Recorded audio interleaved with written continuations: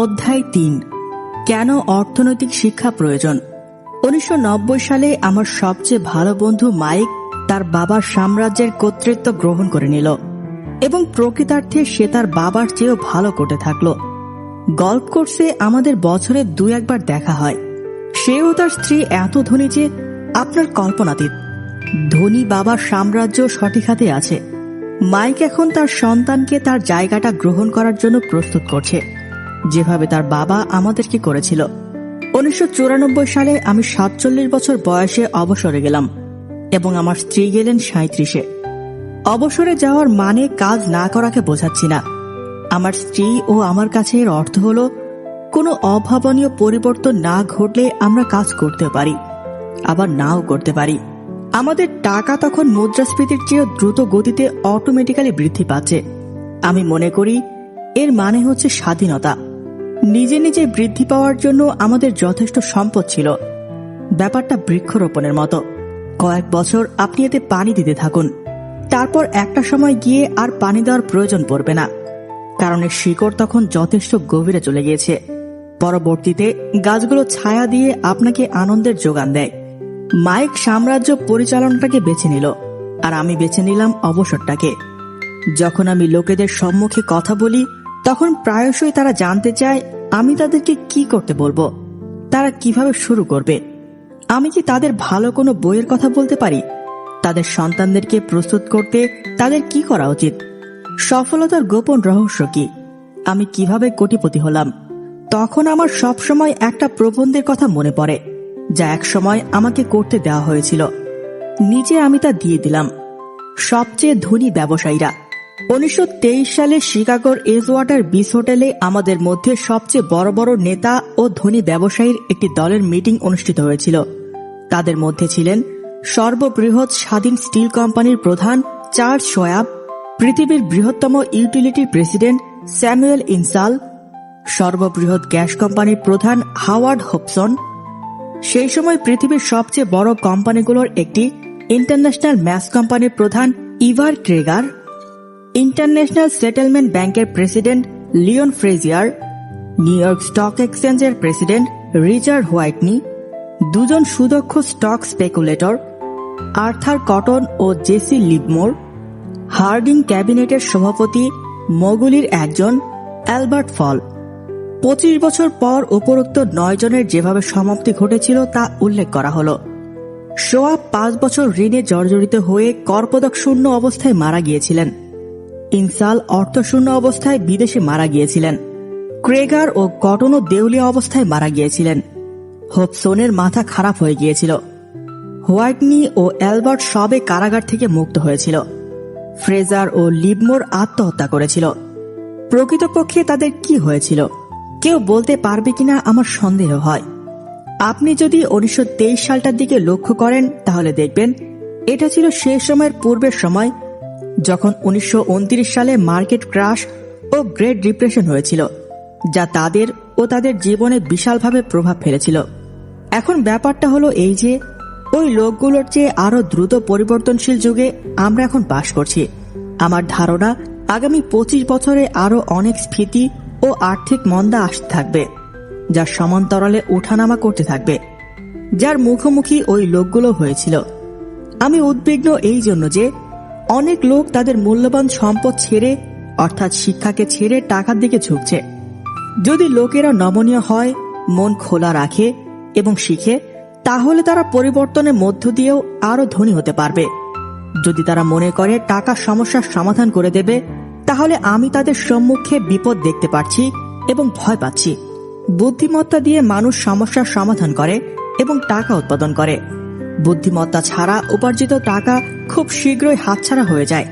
অধিকাংশরা এই ব্যাপারটা অনুধাবন করতে ব্যর্থ হয় যে জীবনে কত টাকা আপনি বানাতে পেরেছেন সেটা মুখ্য নয়, কত টাকা আপনি রাখতে পেরেছেন সেটাই মুখ্য। আমরা সকলেই অনেক লটারি বিজয়ীদের গল্প শুনেছি। হঠাৎ তারা ধনী হয়ে যায়, আবার পরে দরিদ্র হয়ে যায়। তারা কোটি টাকা জিতে নেয় এবং খুব শীঘ্রই তারা ফিরে আবার সেই স্থানে চলে যায় যেখানে থেকে তারা শুরু করেছিল। অথবা অনেক পেশাদার খেলোয়াড়দের গল্প আছে যারা ২৪ বছর বয়সে বছরে লক্ষ লক্ষ ডলার আয় করে, অথচ ৩৪ বছর বয়সে কোনো এক ব্রিজের নিচে ঘুমায়। আজকে সকালে খবরের কাগজেও একজন তরুণ বাস্কেটবল খেলোয়াড়ের গল্প আছে, যে কিনা 1 বছর আগেও কোটিপতি ছিল। আজ সে দাবি করে তার বন্ধুরা অ্যাটর্নি ও অ্যাকাউন্টেন্ট তার টাকা নিয়ে গেছে এবং সে স্বল্প বেতনে গাড়ি ধৌত করার কাজ করে। তার বয়স মাত্র 29। তাকে গাড়ি ধৌত করার কাজ থেকে ছাঁটাই করা হয়েছে, কারণ গাড়ি মোছার সময় সে তার হাত থেকে চ্যাম্পিয়নশিপের আংটি খুলতে যায়নি। তাই তার গল্প খবরের কাগজে ছাপানো হয়েছে। সে তার ছাঁটাইয়ের বিরুদ্ধে আবেদন করেছে। সে এটাতে শ্রম নির্যাতন ও বৈষম্য বলে দাবি করেছে এবং তার থেকে নিয়ে নেওয়া এই আংটি নাকি তার সব। এটাকে নিয়ে নিলে সে নাকি একেবারে ভেঙে পড়বে। 1997 সালের দিকে আমি এমন অনেক লোককে চিনতাম যারা নাকি রাতারাতি কোটিপতি বনে গিয়েছিল। এটা 20-এর দশকের কথাকে আরেকবার মনে করিয়ে দেয়। লোকেরা ধনীর থেকে ধনী হচ্ছে দেখে আমি যখন খুশি হয়েছিলাম, তখন ভবিষ্যতের ব্যাপারে হুঁশিয়ারি করেছিলাম যে কতটা তুমি বানাতে পেরেছো সেটা বিষয় নয়, কতটা তুমি ধরে রাখতে পেরেছো সেটা হলো বিষয়, এবং কয় প্রজন্ম পর্যন্ত তুমি ধরে রাখতে পেরেছো সেটা হলো বিষয়। তাই লোকেরা যখন জিজ্ঞেস করে আমি কোথা থেকে শুরু করব, অথবা আমাকে বলেন কিভাবে আমি তাড়াতাড়ি ধনী হব, আমার উত্তরে তখন তারা ভীষণভাবে হতাশ হয়।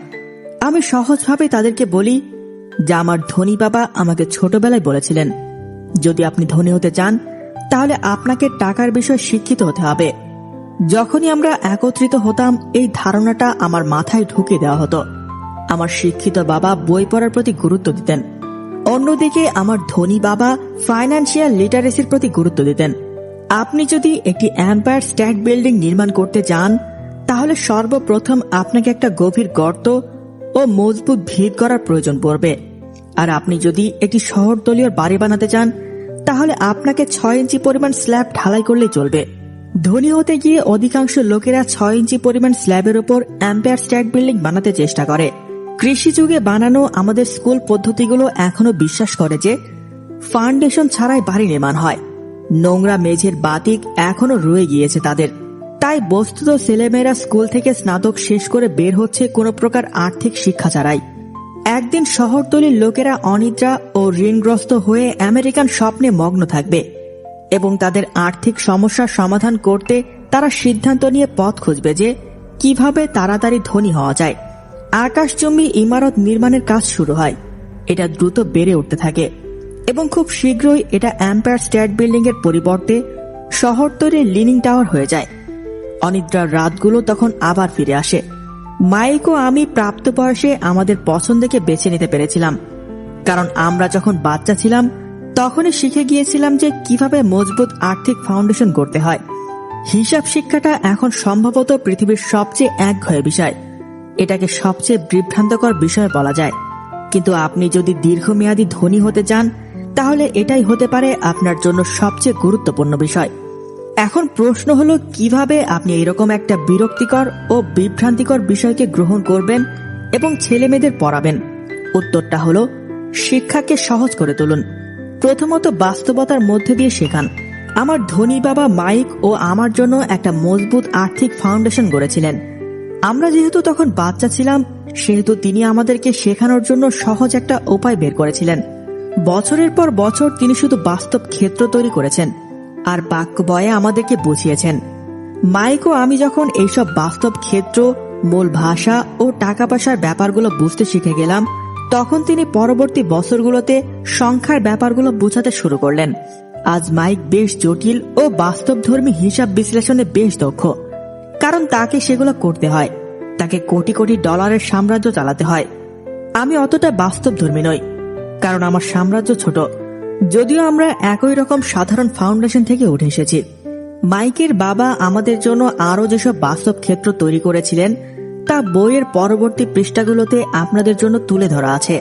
সেই সব ক্ষেত্রগুলো সাধারণ হলেও দুইটি ছোট বালককে বিশাল সম্পদ ও মজবুত ফাউন্ডেশন গড়তে সাহায্য করেছিল। নিয়ম 1, আপনাকে অবশ্যই সম্পত্তি ও দায়ের মধ্যে পার্থক্য সম্পর্কে জানতে হবে। তারপর আপনি সম্পদ কিনবেন। আপনি যদি ধনী হতে চান তাহলে এইসব সম্পর্কে আপনাকে জানতে হবেই। এটা হলো প্রথম নিয়ম। শুনতে খুব সাধারণ শোনালেও অনেকেই এই নিয়মের গভীরতা সম্পর্কে ধারণা করতে পারে না। অধিকাংশ লোকেরা আর্থিকভাবে সংগ্রাম করে, কারণ তারা সম্পত্তি ও দায়ের পার্থক্য জানে না। ধনীরা সম্পত্তি সংগ্রহ করে, দরিদ্র ও মধ্যবিত্তরা দায় সংগ্রহ করে, কিন্তু তারা মনে করে এগুলোই বুঝি সম্পদ। ধনী বাবা মাইক ও আমাকে যখন এসব ব্যাখ্যা করেছিলেন, তখন আমরা ভেবেছিলাম তিনি হয়তো মজা করছেন। তখন আমরা তরুণ এবং ধনী হবার গোপন রহস্য জানতে উদ্গ্রীব। সেই সময় তিনি এই কথাটা বলেছিলেন। এই সাধারণ জিনিসটাকে বুঝতে আমাদের অনেক দীর্ঘ সময় ভাবতে হয়েছিল। সম্পদ কি? মাইক জিজ্ঞেস করল। এখনই উদ্বিগ্ন হওয়ার কিছু নেই, ধনী বাবা বললেন। আগে ধারণাটাকে তোমাদের ভেতরে ঢুকতে দাও। তোমরা যদি এটাকে সহজভাবে উপলব্ধি করতে পারো, তাহলে তোমার জীবন পরিকল্পনাময় ও আর্থিকভাবে সহজ হয়ে যাবে। এটা খুব সাধারণ বলেই এই ধারণাটা মানুষ এড়িয়ে যায়। তার মানে আপনি বোঝাতে চাইছেন সবাইকে সম্পদ সম্পর্কে জানতে হবে, তারপর সংগ্রহ করতে হবে এবং তাতে আমরা ধনী হয়ে উঠব? আমি জিজ্ঞেস করলাম। ধনী বাবা মাথা নাড়িয়ে বললেন, এটা খুব সাধারণ। এটা এত সাধারণ হলে প্রত্যেকে কেন ধনী হতে পারছে না? আমি জিজ্ঞেস করলাম। ধনী বাবা হাসলেন এবং বললেন, কারণ লোকেরা সম্পদ ও দায়ের মধ্যকার পার্থক্যটা জানে না। আমার মনে আছে আমি জিজ্ঞেস করেছিলাম, প্রাপ্তবয়স্করা এতটা অবোধ হয় কি করে? এটা যদি এতটাই সহজ হয়, এতটা গুরুত্বপূর্ণ হয়, তাহলে কেন প্রত্যেকে এটাকে বোঝার চেষ্টা করে না? আমাদেরকে সম্পদ ও দায় সম্পর্কে বোঝাতে ধনী পিতা অল্প কিছু সময় নিয়েছিলেন মাত্র। একজন প্রাপ্তবয়স্ক হিসেবে অন্য আরো প্রাপ্তবয়স্কদেরকে ব্যাপারটা বোঝানো আমার কাছে কঠিন। কেন? কারণ প্রাপ্তবয়স্করা নিজেদেরকে অন্যের চেয়ে স্মার্ট মনে করে। অধিকাংশ ক্ষেত্রে এর সরলতার জন্যই প্রাপ্তবয়স্করা এটাকে এড়িয়ে যায়। তারা অন্য উপায়ে শিক্ষিত হয়েছেন। অন্য আরো পেশাদার শিক্ষিতদের কাছ থেকে তারা শিক্ষা লাভ করে এসেছেন, যেমন ব্যাংকার, অ্যাকাউন্টেন্ট, রিয়েল এস্টেট এজেন্ট, আর্থিক পরিকল্পনাকারী এবং এরকম আরো অনেকের কাছ থেকে। প্রাপ্তবয়স্কদেরকে সেসব শিক্ষা ভুলে যেতে বলা ও আবার ফিরে শিশু হয়ে যাওয়া ব্যাপারটা সম্ভব নয়। একজন বুঝদার প্রাপ্তবয়স্ক লোক সবসময় মনে করে যে সহজ সাধারণ কথায় মনোযোগ দেওয়াটা অর্থহীন। আমার ধনী বাবা কিস আদর্শে বিশ্বাস করতেন। কিসের পূর্ণরূপ হল কিপ ইট সিম্পল স্টুপিড। তাই তিনি দুজন বালকের জন্য এটাকে সহজ করে রেখেছিলেন এবং এটাই পরবর্তীতে আমাদেরকে আর্থিকভাবে মজবুত ভিত করে দিয়েছিল। তাহলে সংশয়ের কারণগুলো কি? অথবা এত সহজ জিনিসটা কিভাবে এত কঠিন হয়ে ওঠে? কেউ কেন এমন সম্পদ ক্রয় করে যা প্রকৃত অর্থে একটা দায়? উত্তরটা মৌলিক শিক্ষার মধ্যেই পাওয়া যায়। আমরা শিক্ষার ওপর জোর দেই, আর্থিক শিক্ষার ওপর নয়। কোন জিনিসটা সম্পত্তি অথবা কোন জিনিসটা দায় তা আলোচনা করে বোঝানো যায় না। আপনি যদি ডিকশনারিতে সম্পদ ও দায় শব্দটি সম্পর্কে দেখেন, তাহলে আপনি আরো বিভ্রান্ত হবেন। আমার বর্ণনাগুলো হয়তো প্রশিক্ষিত অ্যাকাউন্টেন্টদের শুনতে ভালো লাগবে, কিন্তু সাধারণগণ এর কোনো মানে বুঝবে না। কিন্তু আমরা প্রাপ্তবয়স্করা অহংকারের কারণে মানতে চাই না যে না বোঝার মতো কোনো জিনিস আছে। আমরা যখন তরুণ বালক ছিলাম, ধনী বাবা বলেছিলেন, কথা বলে সম্পদ সম্পর্কে বোঝানো যায় না, কিন্তু সংখ্যা দিয়ে পারা যায়। তুমি যদি সংখ্যা পড়তে না পারো, তাহলে কোন জমিটা গর্ত আর কোনটা সম্পদ তা তুমি বলতে পারবে না। ধনী বাবা বলতেন, অ্যাকাউন্টিং এর ভাষায় এটা শুধুমাত্র নিছক সংখ্যা নয়, এই সংখ্যাগুলো তোমাকে কিছু বলতেও থাকে। এটা শব্দের মতোই। যদিও এটা শব্দ নয়, তবুও এগুলো তোমাকে শব্দ দিয়ে গল্প বলবে। অনেকেই পড়েন কিন্তু বুঝেন না কিছুই। এটা নির্ভর করে পড়ার বোধ শক্তির ওপর। পড়ে বোধ করার শক্তিটা আমাদের সকলেরই একরকম নয়। উদাহরণস্বরূপ, সম্প্রতি আমি একটা নতুন ভিসিআর কিনেছি। এর প্রোগ্রাম পরিচালনার জন্য সাথে একটা ইনস্ট্রাকশন বই দেওয়া আছে। শুক্রবার রাতে আমার প্রিয় টিভি অনুষ্ঠান আমি রেকর্ড করতে চেয়েছিলাম। ম্যানুয়ালটা পড়তে পড়তে আমি পাগল হয়ে যাচ্ছিলাম। মনে হচ্ছিল ভিসিআর প্রোগ্রামিং এর মতো কঠিন কাজ বুঝে আর নেই। আমি শব্দগুলো পড়তে পারা সত্ত্বেও কিছুই বুঝে উঠতে পারছিলাম না। আমি শব্দগুলোকে চিনতে ঠিকই সক্ষম হচ্ছিলাম, কিন্তু শব্দগুলোকে বোধ করতে ব্যর্থ হয়েছিলাম। অধিকাংশ লোকের কাছে ফাইন্যান্সিয়াল স্টেটমেন্টটাও সেরকমই। আপনি যদি ধনী হতে চান, তাহলে আপনাকে সংখ্যা পড়তে ও এর উপলব্ধি বোধটা জানতে হবে। আমার ধনবান বাবার কাছে এই কথাটা 1000 বার শুনেছি, এবং আমি এও শুনেছি ধনীরা সম্পদ সংগ্রহ করে আর দরিদ্র ও মধ্যবিত্তরা দায় সংগ্রহ করে। এখন সম্পত্তি ও দায়ের তফাৎ কোথায় তা আলোচনা করা যাক।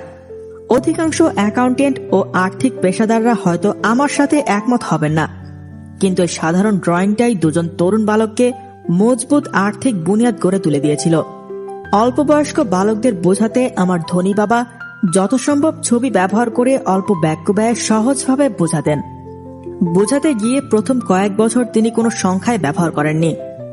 এখানে ওপরের বাক্সটা হলো ইনকাম স্টেটমেন্ট, সবসময় যাকে লাভ ও লোকসানের স্টেটমেন্টও বলা হয়। এটা আয় ও ব্যয়ের পরিমাণ করে, টাকার প্রবেশ ও টাকা বাহিরে চলে যাওয়াকে দেখায়। নিচের ডায়াফ্রামটা হলো ব্যালেন্স শিটের। এটাকে এরকম বলার কারণ হলো এটা দায়ের বিপরীতে সম্পত্তির তুলনামূলক বিচার করে। অর্থশিক্ষার অনেক শিক্ষার্থীরাই ইনকাম স্টেটমেন্ট ও ব্যালেন্স শিটের মধ্যাকার সম্পর্কটা সম্পর্কে জানে না। এই সম্পর্কটা জানা খুবই জরুরি। আর্থিকভাবে সংগ্রাম করার প্রাথমিক কারণ হলো সম্পত্তি ও দায়ের মধ্যে তফাৎ বুঝতে না পারা। এই দুইটি শব্দের মানে বোঝাটা নিয়ে বিভ্রান্তির সৃষ্টি হয়। ডিকশনারিতে যখন আপনি এর মানে খুঁজতে যাবেন তখন আরো বেশি বিভ্রান্ত হবেন। প্রশিক্ষিত অ্যাকাউন্টেন্টদের কাছে হয়তো তথ্যগুলো বোধগম্য হবে, কিন্তু অন্য সাধারণ মানুষের কাছে এটা একটা অজানা ভাষার মতো মনে হবে। বর্ণনায় আপনি শব্দগুলো পড়বেন, কিন্তু সত্যিকারের বোধ প্রাপ্তি কঠিন হয়ে পড়বে। আমি প্রথমে যেরকমটা বলেছিলাম, আমার ধনী বাবা দুজন তরুণ বালককে সরলভাবে বলেছিলেন, সম্পত্তি তোমার পকেট টাকায় ভরিয়ে দেবে। ব্যাপারটা সুন্দর, সহজ ও ব্যবহারযোগ্য। এখন সম্পত্তি ও দায় সম্পর্কে ছবির মাধ্যমে আলোচিত হলো। শাব্দিক বর্ণনার চেয়ে এইভাবে বুঝতে হয়তো আরো সহজ হবে। সম্পদ এমন একটা জিনিস যা আমার পকেটে টাকা এনে দেবে। দায় এমন একটা জিনিস যা আমার পকেট থেকে টাকা বের করে দেবে। এগুলো সত্যি আপনাকে জানতে হবে। আপনি যদি ধনী হতে চান তাহলে খুব স্বাভাবিকভাবে সারা জীবন সম্পদ কিনতে থাকুন, আর যদি আপনি দরিদ্র ও মধ্যবিত্ত হয়ে থাকতে চান তাহলে সারা জীবন দায় কিনতে থাকুন। এই তফাৎটা না জানাই বাস্তব জীবনে আর্থিক সংগ্রাম করে যাওয়ার কারণ। আর্থিক সংগ্রাম করার মূলে রয়েছে শব্দগত ও সংখ্যাগত অজ্ঞতা। যদি কেউ আর্থিক সমস্যায় ভোগে তাহলে এর মানে হলো সে সংখ্যা বা শব্দ পড়তে ব্যর্থ। এতে তাদের কিছু বিভ্রান্তিও হয়। ধনীরা ধনী কারণ তারা কিছু বিষয়ে আর্থিক সংগ্রামকারীদের চেয়ে বেশি শিক্ষিত। সুতরাং আপনি যদি ধনী হতে চান এবং সম্পদের যথাযথ ব্যবস্থাপনা করতে চান তাহলে আপনাকে শব্দ ও সংখ্যাসহ আর্থিক দিক থেকে শিক্ষিত হওয়া জরুরি। ডায়াগ্রামের তীর চিহ্নগুলো ক্যাশ ফ্লোকে নির্দেশ করে। অন্য কিছু ছাড়া শুধুমাত্র সংখ্যা দিয়ে খুব সামান্যই বুঝতে সক্ষম হয়, আবার অন্য কিছু ছাড়া শুধুমাত্র শব্দ খুব বেশি কিছু বোঝাতে পারে না।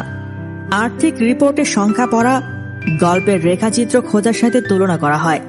ক্যাশ কোথায় যাচ্ছে এটা সেই গল্প। 80% পরিবারের আর্থিক গল্পটা হলো তারা ধনী হবার জন্য, সামনে এগিয়ে যাওয়ার জন্য ভীষণ পরিশ্রম করছে। তারা টাকা উপার্জনও করছে, কিন্তু তারা তাদের সারা জীবন সম্পত্তি এর পরিবর্তে দায় কিনে ব্যয় করেছে। উদাহরণস্বরূপ, নিচে একজন দরিদ্র ব্যক্তি অথবা বাড়িতে বসে সময় কাটানো একজন তরুণ ব্যক্তির ক্যাশ ফ্লো দেখানো হলো। এইসব ডায়াগ্রাম ছিল একদম সহজভাবে করা। প্রত্যেকেরই জীবনযাপনের জন্য ব্যয় করতে হয়, খাদ্য, আশ্রয় ও কাপড় চোপড়ের জন্য ব্যয় করতে হয়। এই ডায়াগ্রামগুলো দরিদ্র, মধ্যবিত্ত ও ধনী ব্যক্তিদের জীবনের ক্যাশ ফ্লো নির্দেশ করে। এটা হলো একজন ব্যক্তির টাকা পরিচালনা করার গল্প। তাদের যখন টাকা আসে তখন তারা তা দিয়ে কি করে সেই গল্প।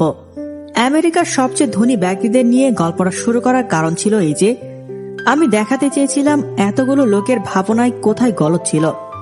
টাকা সকল সমস্যার সমাধান করবে, এই ভাবনাটাতে ছিল ভুল। এই কারণে যখনই আমি শুনি লোকেরা আমাকে জিজ্ঞেস করে কিভাবে তাড়াতাড়ি ধনী হওয়া যাবে অথবা কোথা থেকে তারা শুরু করবে, তখনই আমি মাথা নিচু করে নিই। আমাকে প্রায়শই শুনতে হয় আমি ঋণগ্রস্ত আছি, তাই আমাকে প্রচুর টাকা উপার্জন করতে হবে। কিন্তু অধিক টাকা সবসময় সমস্যার সমাধান করে না, আসলে এটা সমস্যাকে আরো বাড়িয়ে দেয়। আমাদের দুঃখজনক মানবিক ভুলগুলোর জন্য দায়ী টাকা। আমরা যা জানি না টাকা সবসময় তা আমাদেরকে দেখিয়ে দেয়। এই কারণে যখন কোনো ব্যক্তির কাছে দুম করে প্রচুর টাকা এসে যায়, হতে পারে প্রত্যেক সূত্র ধরে, হতে পারে লটারি জিতে, তখন সে আবার পূর্বের আর্থিক অবস্থায় ফিরে যায়। আবার কখনো কখনো আর্থিক দৈন্যদশা আগের চেয়ে বেড়েও যায়। যে ক্যাশ ফ্লো আপনার মস্তিষ্কে বিচরণ করে টাকা সেটাই প্রকাশ করে। আপনার প্যাটার্নটা যদি এইরূপ হয় যে আপনি যা পাবেন তা খরচ করতে থাকবেন, তাহলে টাকা বাড়ার সাথে সাথে আপনার খরচটা বাড়তে থাকবে। তাই এরকম একটা কথা আছে যে বোকা ব্যক্তি ও তার টাকা একসাথে মিলে এক দলের অন্তর্ভুক্ত। আমি বহুবার বলেছি যে আমরা স্কুলে যাই বিজ্ঞের দক্ষতা ও পেশাদারী দক্ষতা অর্জন করার জন্য। দুটাই গুরুত্বপূর্ণ। আমরা পেশাদারী দক্ষতার মাধ্যমে রোজগার করতে শিখি। 1960 সালে যখন আমি হাই স্কুলে ছিলাম, তখন স্কুলে কেউ যদি ভালো ফলাফল করত, তাহলে ধরে নেওয়া হতো এই মেধাবী ছাত্র একজন ডাক্তার হতে যাচ্ছে। কখনোই কোনো শিশুকে জিজ্ঞেস করা হতো না যে সে ডাক্তার হতে চায় কিনা। এটা ধারণা করে নেওয়া হতো, কারণ এই পেশায় অধিক টাকা উপার্জনের সুযোগ আছে। তাই আজকাল ডাক্তারেরা এমন আর্থিক সমস্যার সম্মুখীন হচ্ছে যে আমি আমার শত্রুরও এমন হোক চাইব না। ব্যবসাগুলো নিয়ন্ত্রণ নিয়ে নিয়েছে ইন্স্যুরেন্স কোম্পানিগুলো। স্বাস্থ্যসেবাও নিয়ন্ত্রিত হচ্ছে, সরকার হস্তক্ষেপ করছে এবং অন্যায় আচরণের অভিযোগ উঠছে আরো কত কি। আজকাল বাচ্চারা বাস্কেটবল খেলোয়াড় হতে চায়, টাইগার উডসের মতো গলফ খেলোয়াড় হতে চায়, কম্পিউটার প্রযুক্তিবিদ হতে চায়, চিত্রতারকা হতে চায়, রকস্টার হতে চায়, বিউটি কুইন হতে চায়, ওয়াল স্ট্রিটের ব্যবসায়ী হতে চায়। কারণ এখন সেসবে অনেক যশ, টাকা ও সম্মান রয়েছে। এই কারণেই বাচ্চাদেরকে আজকাল স্কুলমুখী করা যাচ্ছে না। তারা জানে যে পেশাদারী সফলতা এখন আর একাডেমিক সফলতার সাথে যুক্ত নয়। এটা একসময় ছিল, এখন নেই। শিক্ষার্থীরা আর্থিক দক্ষতা অর্জন করা ছাড়া স্কুল ত্যাগ করার কারণে কোটি কোটি শিক্ষিত লোকেরা তাদের পেশাগত দিক দিয়ে সফল হওয়া সত্ত্বেও পরবর্তীতে তারা আর্থিক সংগ্রাম করছে। তারা কঠোর পরিশ্রম করে কিন্তু এগিয়ে যেতে পারে না। কিভাবে টাকা উপার্জন করতে হয়, কিভাবে তা ব্যয় করতে হয়, উপার্জন করার পর তা দিয়ে কি করা উচিত, এইসব বিষয়গুলো তারা স্কুলে বাদ দিয়ে আসে। আপনি যখন একবার টাকা বানিয়ে ফেলবেন, তখন তা দিয়ে কি করবেন, তা ধরে রাখার জন্য কি করবেন, কতদিন আপনি ধরে রাখতে পারবেন, টাকাকে আপনার জন্য কাজ করানোটা কতটা পরিশ্রমের কাজ, এসব বিষয়কে বলা হয় আর্থিক আচরণ নীতি। অধিকাংশ লোকেরা বলতে পারে না যে কেন তাদেরকে আর্থিক সংগ্রাম করতে হয়, কারণ তারা ক্যাশ ফ্লো জিনিসটা সম্পর্কে বোঝে না। একজন ব্যক্তি উচ্চ শিক্ষিত হতে পারে, পেশাগত দিক থেকে সফল হতে পারে, কিন্তু তিনি আর্থিক বিষয়ে অজ্ঞ। এইসব ব্যক্তি প্রয়োজনের চেয়ে বেশি পরিশ্রম করে, কারণ তারা কিভাবে কঠোর পরিশ্রম করতে হয় তা শিখে এসেছে, কিন্তু এটা শিখেনি যে কিভাবে টাকাকে তাদের জন্য কাজে লাগাতে হয়। অর্থ লাভের আকাশকুসুম স্বপ্ন কিভাবে বীভৎস স্বপ্নের রূপ লাভ করে, এটা তারই গল্প। জীবন্ত ছবিটা এখানে একজন কঠোর পরিশ্রমী ব্যক্তির প্যাটার্নকে দেখাচ্ছে। সম্প্রতি বিবাহিত সুখী ও উচ্চশিক্ষিত এক দম্পতি তাদের একজনের ভাড়া করা অ্যাপার্টমেন্টে একত্রে থাকার জন্য ওঠে।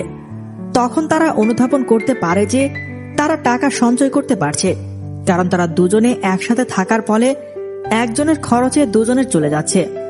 সমস্যাটা হলো ঘরটা বেশ ছোট। তারা সঞ্চয়ের সিদ্ধান্ত নিল, কারণ তারা তাদের স্বপ্নের বাড়িটা কিনতে চায়, তাহলে তারা সন্তান নিতে পারবে। এখন তারা দুজনে আয় করে এবং দুজনেই তাদের পেশায় বেশ মনোযোগ দিতে শুরু করেছে। তাদের আয় বাড়তে লাগলো। 1 নম্বর ব্যাপার, ট্যাক্স পরিশোধ হলো অধিকাংশের জন্য ব্যয়বহুল। অনেকে মনে করেন আয়কর বুঝি সবচেয়ে ব্যয়বহুল, কিন্তু অধিকাংশ আমেরিকানদের সামাজিক নিরাপত্তা কর বেশি হয়। একজন চাকরিজীবী মনে করেন যে সামাজিক নিরাপত্তা করের সাথে চিকিৎসা ও পরিচর্যা কর যোগ করলে তা মোটামুটি 7.5% দাঁড়ায়, কিন্তু আসলে এটা 15% গিয়ে দাঁড়ায়, কারণ মালিককেও সামাজিক নিরাপত্তা কর হিসাবে 7.5% পরিশোধ করতে হয়। আসলে সারমর্মটা হলো এই, মালিক আপনাকে এই টাকাটা দিতে পারে না। সর্বোপরি এইসব সামাজিক নিরাপত্তার জন্য যেসব ট্যাক্স কাটা হয়েছে তার উপর আপনাকে আয়কর দিতে হয়। এতে করে আয়ের সেই অংশটা আপনার হাতে কখনোই পৌঁছে না, কারণ তা সরাসরি সামাজিক নিরাপত্তার জন্য জমা হয়ে যায়। আবার সেই অল্প বয়সী দম্পতির দিকে ফিরে গেলে আরো ভালোভাবে বোঝানো যাবে। যখন তাদের আয় বেড়ে গেল, তখন তারা সিদ্ধান্ত নিল যে তারা তাদের স্বপ্নের বাড়িটা কিনবে। যখন তাদের বাড়ি কেনা হয়ে গেল, তখন তাদেরকে নতুন একটা ট্যাক্স দিতে হলো, যার নাম সম্পত্তি কর।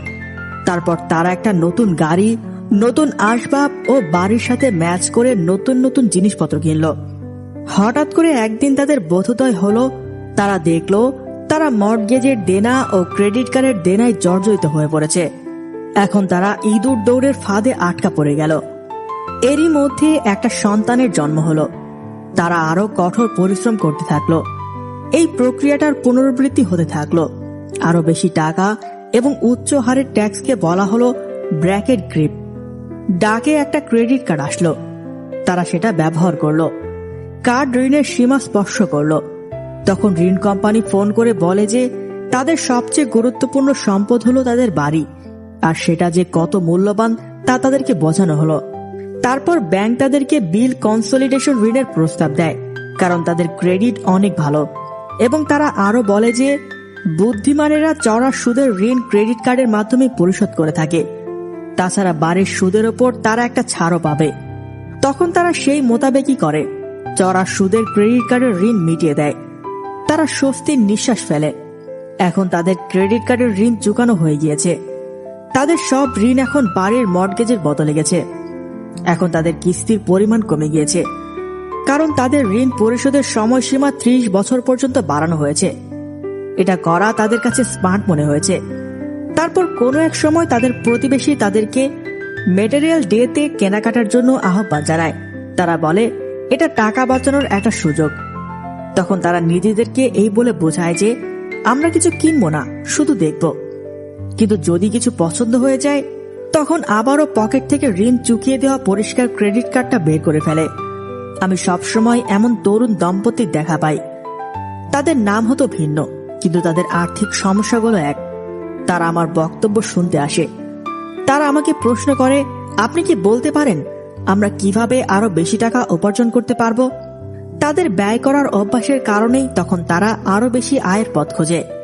কিন্তু তারা বুঝে না যে সমস্যাটা আসলে নিহিত আছে তাদের ব্যয় করার প্রতিক্রিয়ার মধ্যে, এবং এটাই হচ্ছে তাদের আর্থিক সংগ্রামের মূল কারণ। এর মূল কারণে রয়েছে আর্থিক অজ্ঞতা এবং সম্পদ ও দায়ের মধ্যকার পার্থক্য বুঝতে না পারা।